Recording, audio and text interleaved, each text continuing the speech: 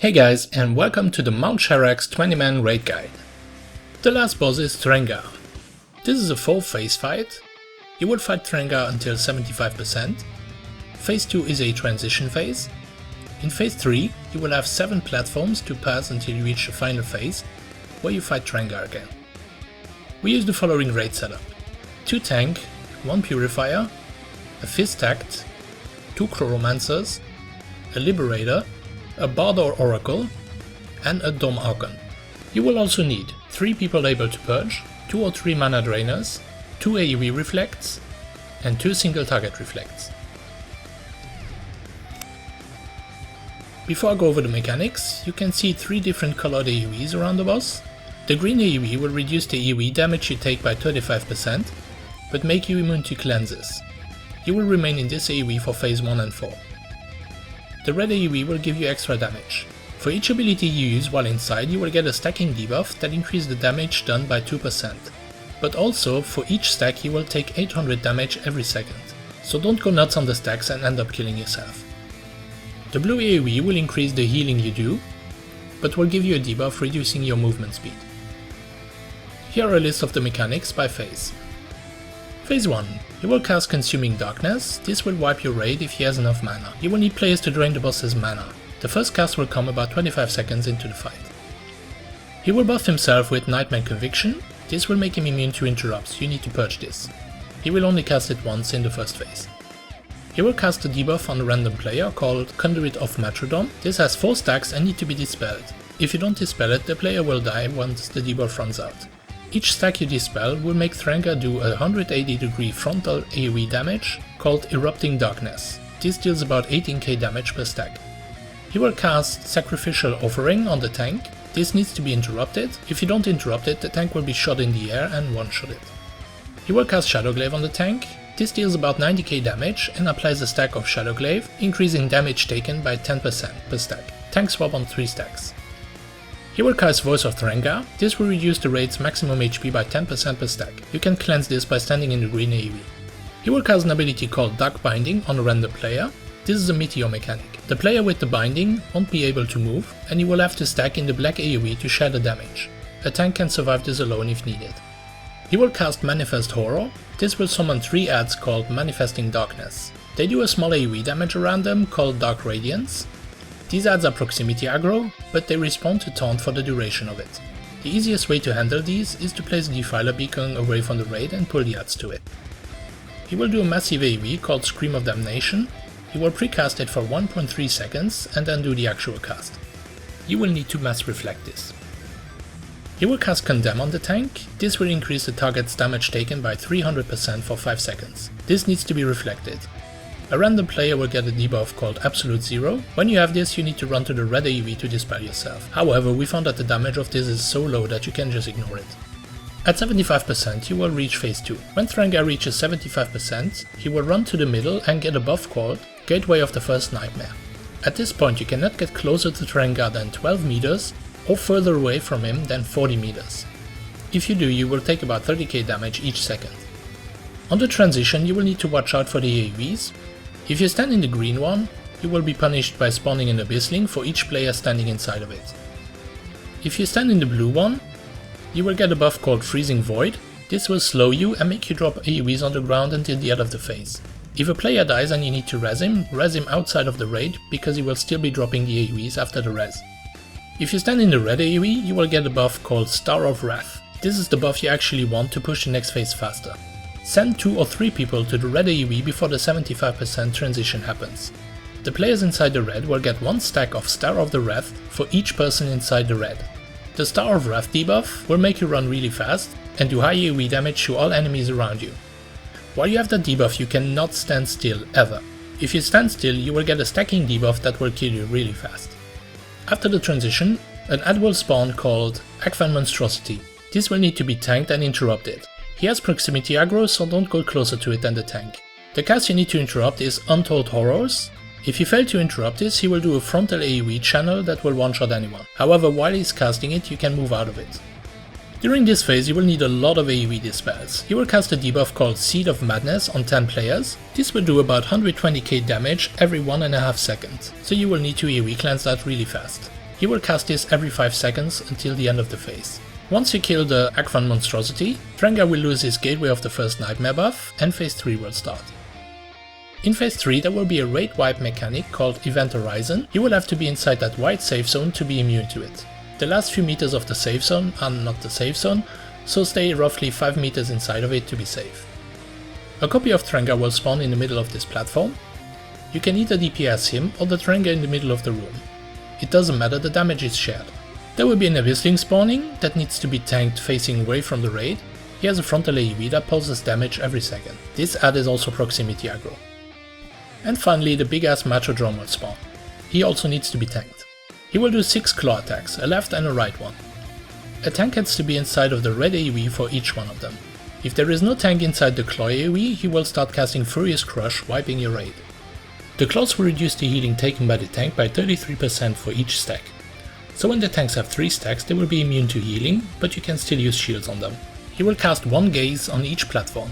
This will be cast on the tank that has aggro. It will spawn a small AoE that deals very high damage. Have it spawn as far away from the raid as possible, because it will move slowly towards the raid. This AoE deals about 20k damage per tick.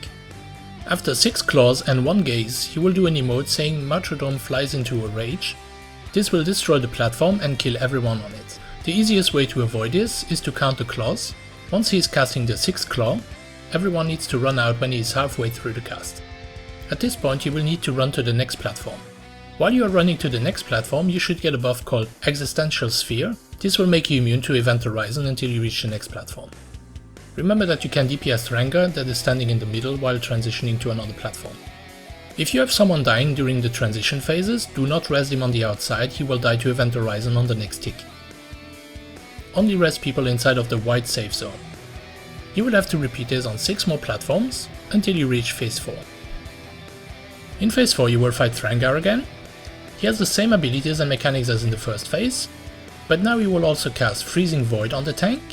This is the buff that slows you and makes you drop AoEs. His ability Voice of Threngar will now also do a raid-wide knockback.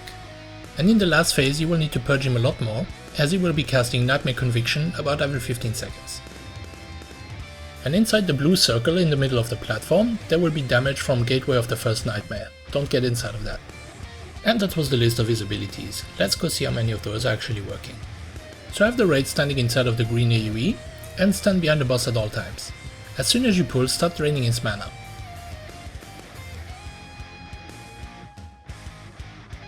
The player who gets the stacks of Conduit of Martodraum needs to step out of the green to be dispelled.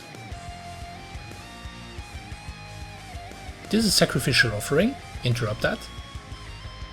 You can see the damage from cleansing the conduit is quite high. This is Shadowglaive, this deals a lot of damage and applies 1 stack.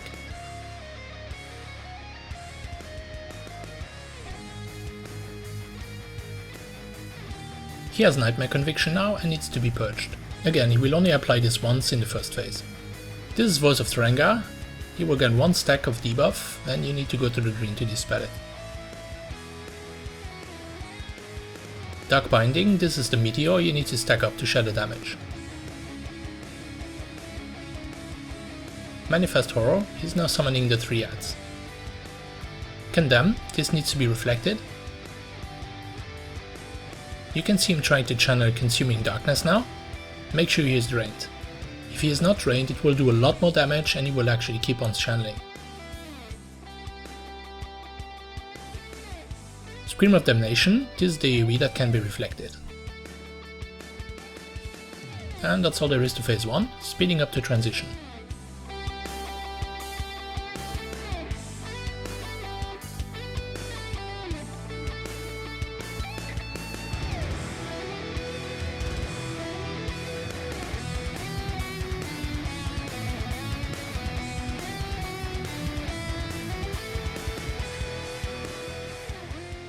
Getting close to 75%, 3 of us are running to the red AoE now, while the rest of the raid steps out of the green.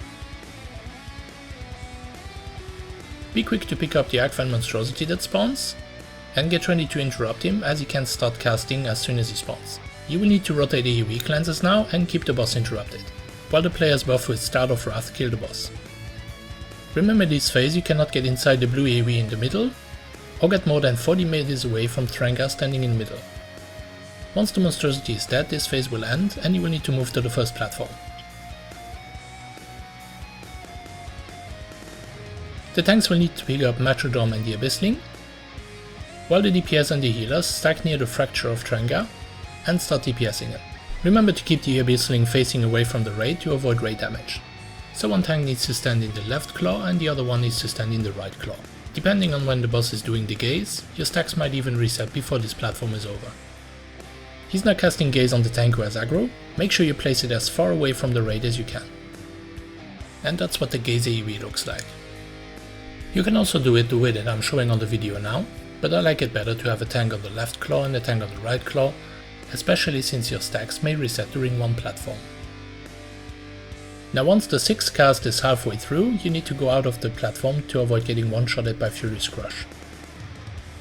Remember that the Abyssling is still cleaving, so keep him facing away from the raid while moving.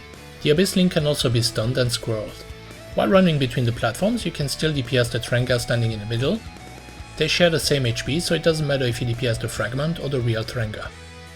And you will have to repeat this until you have passed all 7 platforms. I will speed this up until the last transition.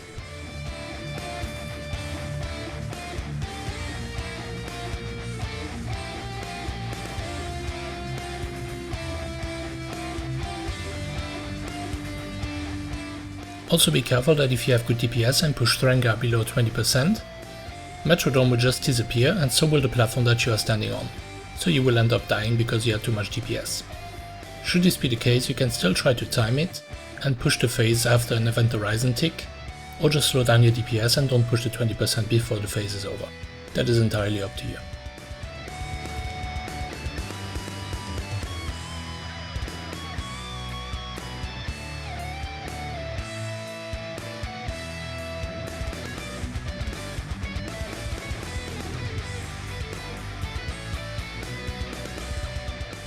This is the last platform and you can see us tanking one tank in the left claw and one tank in the right claw.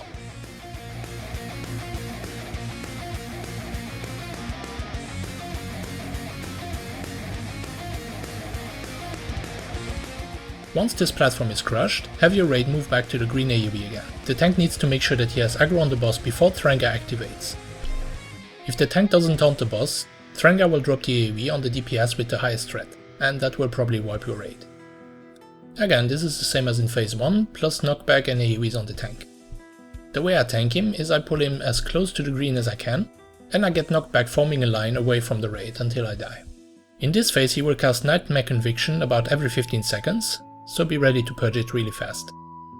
And remember that in this phase you cannot get inside of the middle of the platform, or you will take damage from Gateway of the First Nightmare. On 4 stacks of Shadowglaive the other tank will swap, and he will get knocked back forming a line next to mine.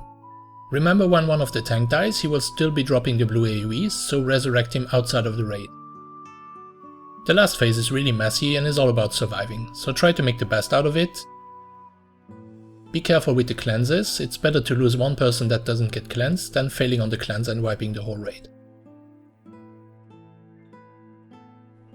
And that's it guys, good luck on your kill! I will add the Karul alerts that I have for this fight in the video info, so make sure you check that out. Please smash that like button if you enjoyed this video, and make sure you subscribe for future uploads. And as always guys, thanks for watching!